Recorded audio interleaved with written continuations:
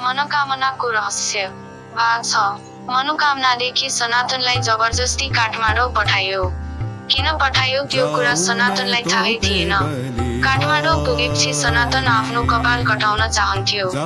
जुन कपाल मनकामनामा कालो भाले मारेपछि पुजारी इन्सान थापा र त्यहाँका स्थानीयहरू मिलेर नसुहाउँदो गरी गडेगडा पारेर केचीले काटिदिएका थिए। सनातनले यति बेलासम्म टाउकोमा पहेँलो टालो बानेर ढाकिराखेको थियो। एउटा कपाल काट्ने पसलमा जान्छ र आफ्नो शिरबाट पहेँलो कपडा हटाएर देखाउँदै कपाल काटिदिनुहोस् भन्छ। कपाल काट्ने नौवाले सनातनको मुखतिर हेर्छ। त्यसपछि आफूसँग भएको टेलिफोनबाट कसैलाई फोन गरेर भन्छ, यहाँ आएको छ कपाल काट्दै भन्छ। के गरौँ, काटिदियो कि नै?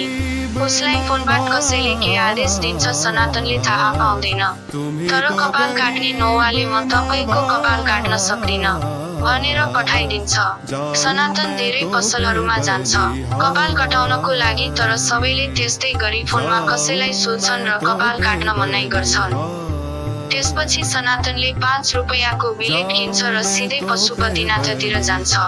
त्यहाँ गएर एकजना बाबासँग बिन्ती गरी आफ्नो सम्पूर्ण कहानी सुनाएर उसलाई आफ्नो कपाल काटिदिन अनुरोध गर्छ। त्यसपछि त्यो बाबाजीलाई दया लागेर सनातनको कपाल खौरिएर राम्रो पारिदिन्छ। पशुपतिनाथको पूर्वपट्टि बागमती नदीको पारिपट्टि लस्करै ससाना मन्दिर भएको ठाउँमा सनातनका वरिपरि 4 जना जोगी बाबाहरू बसिरहेका थिए, जो भारतबाट आएका थिए। जोगी बाबाहरूले चिलिम चलाइरहेका थिए, धुवा फुकिरहेका थिए। सनातनको पालो आयो। सनातनले पनि चिलिम जोडसँग तान्यो र धुवा आकाशतिर फ्याँक्यो।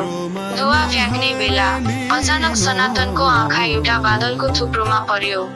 जुन बादलको थुप्रोले रूप बदल्दै ओम आकारमा परिणत हुँदै थियो। सनातनले इसारा गरेर एकजना इन्डियन बाबालाई भन्यो, हेर गुरु भाइ आकाशतिर। उसले हेर्यो। नीलो आकाशमा सेतो बादलको अति सुन्दर मनमोहक ओम बनिरहेको थियो। त्यस बाबाले अर्को बाबालाई कोट्याएर देखायो।